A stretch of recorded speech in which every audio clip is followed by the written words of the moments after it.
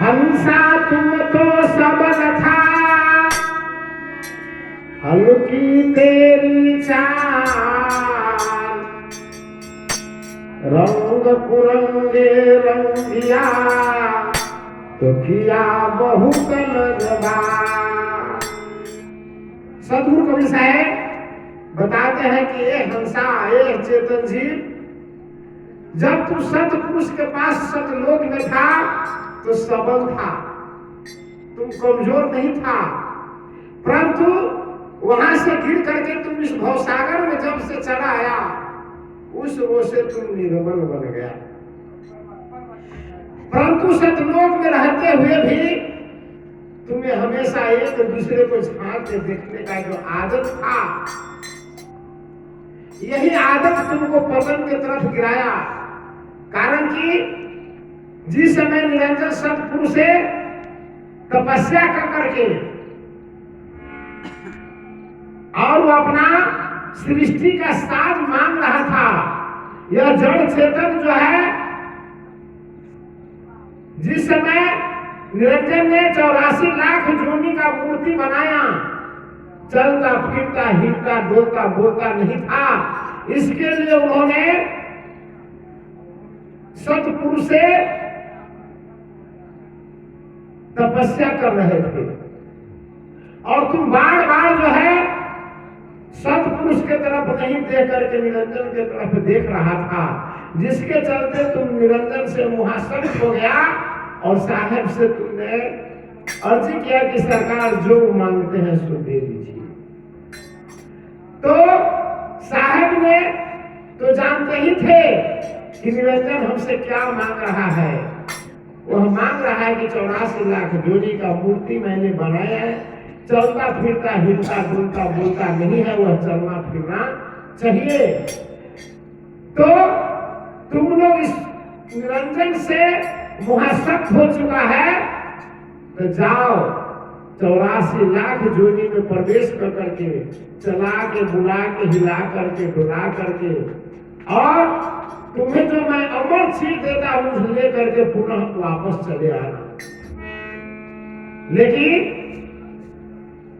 यह जब यहां आया तो जाने से आने से पहले जो हंस जितना बार अधिक निरंजन को देखा, जो जितना निरंजन से अधिक मुहासक्त हो गया, वह यहाँ उतना नीचे जोनी में आके प्रवेश किया।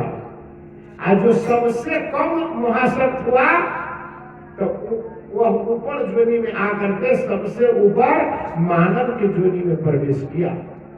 इसलिए आज भी वह आदत हमको आपको लगा हुआ है कि सदगुरु के तरफ नहीं देख करके हम आप नाना तरह के तीर्थ व्रत पूजा पाठ आदि में हम आप व्यस्त हो गए हुए हैं, जिसके चलते हमको आपको पुनः जन्म मरण से छुटकारा मिलता नहीं है।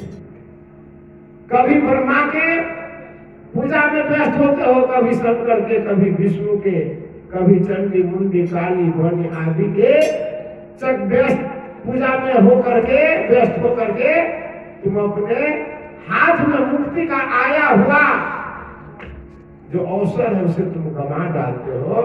इसलिए सदगुरु कबीर साहब कहते हैं, बीजक से कहते हैं कि बंधे कर ले हूँ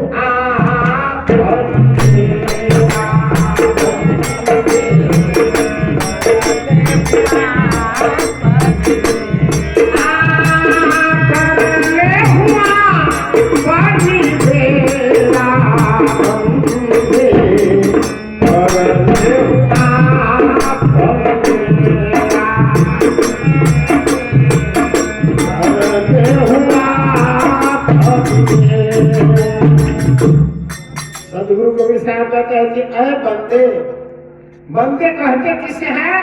जो बंधा हुआ है, अर्थात यह चेतन जीवात्मा त्रिगुणात्मक बंधन से बंधे हुए हैं। वह बंधन कौन है? सतोगुण, रजोगुण, तमोगुण। और इसके अलावे यह पंच भौतिक शरीर रूपी बंधन में इसमें यह बंधा हुआ है। इससे यह छुटकारा मिलता इसको नहीं है। छुटकारा कब मिलेगा? जब सदगुरु के शरणागत में जाएगा और सदगुरु छुटकारा होने का जब मार्ग बताएंगे उसके अनुसार चलेगा तब इस बंधन से छूटेगा। सदगुरु कबीर साहब कहते हैं कि बंदे मार्ग मैं बताऊंगा, रास्ता बताऊंगा, परंतु इसे अपना कल्याण का मार्ग आप पर आपको खुद चलना पड़ेगा। जब तक नहीं चलोगे तब तक कल्याण नहीं होगा। इसलिए साहब कहते हैं कि बंदे कर ले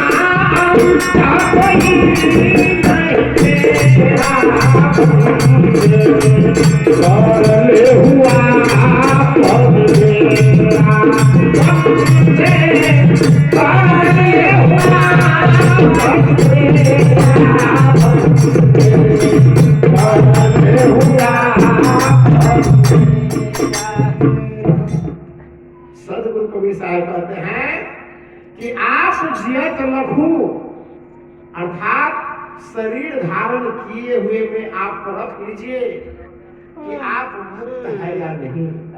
आप मुक्त होने वाला हो या 84 लाख जोनी में जाने वाले हो, आप शरीर धारण किए हुए में परख लीजिए, लख लीजिए, जान लीजिए। आप जियत लखू, आप ठौर करूं, तब आप अपना स्थान वहां पर ग्रहण कीजिए। कैसे रखेंगे? सदगुरु जो हमको सदुपदेश दिए, जब हम ध्यान के लिए बैठते हैं तो जब ही बैठे सदगुरु पर ध्यान दिए तो तुरंत सदगुरु का अवगत रूप आपके सामने में आ गया। वह आपसे हट नहीं रहा है तो आप यह समझिए कि शरीर हम छोड़ेंगे, अवगत रूप में समा करके हम कहाँ जाएंगे? सतलोक में जाएंगे। प्रमाण देते हैं कि जो जब ये जाही के नामा वो चाहिए वाही के धामा, और जो करिए जाही से नहीं उनको ये वाही के देही। अर्थात आप जिसका नाम जाएंगे उसको धाम जाएंगे। ब्रह्मा को नाम जपने वाले ब्रह्मलोक में जाएगा, विष्णु को नाम जपने वाले वैकुंठ विष्णु स्वर्ग में जाएगा, शंकर के नाम जपने वाले कैलाश में जाएगा। लेकिन भाई जान लीजिए यह ब्रह्मलोक है, स्वर्ग है, कैलाश है, यहाँ तक जन्म मरण है। जन्म मरण से छुटकारा पाने के लिए सदगुरु के शरणागत में जाना पड़ेगा। और जब सदगुरु के शरणागत में जाओगे तभी तुम्हारा कल्याण होगा, अन्यथा दूसरा कोई विकल्प नहीं है। इसलिए कहते हैं कि आप जियत लखू आप ठौर करूं, मुँह कहाँ घर तेरा। आप जब ध्यान के लिए बैठते हैं अब वहां शक आप है किनसे? लड़का से। ध्यान आपके लड़का की तरफ चला जाता है, पोता की तरफ चला जाता है, बेटा की तरफ जाता है, धन संपत्ति की तरफ जाता है, गाय भैंस हाथी घोड़ा सियार लोमड़ी की तरफ जाता है। तो जान लो तुम कभी मुक्त नहीं होगे। पुनः बेटा बन करके शरीर धारण करना पड़ेगा, पोता बन करके शरीर धारण करना पड़ेगा और जन्म मरण में गोता खाना पड़ेगा। इसलिए आप कहते हैं कि जाप जियत रखू आप ठौर करूं, अपना ठौर स्थान तुम कर लो कहां? तो सदगुरु में। और सदगुरु में तुम अपना ध्यान को केंद्रित करोगे तो शरीर छूटेगा, और छूटने के बाद तुम कहाँ जाओगे? किसका शरीर मिलेगा? तो जो करिए जाही से नहीं उपये वाही के नहीं। आप सतगुरु से नेह करते हैं तो सतगुरु का शरीर मिलेगा। और सतगुरु कहाँ है? सतलोक में। यही सतगुरु का शरीर मिलेगा और तुम सतलोक में जाओगे। इसे जीवन मुक्ति कहते हैं।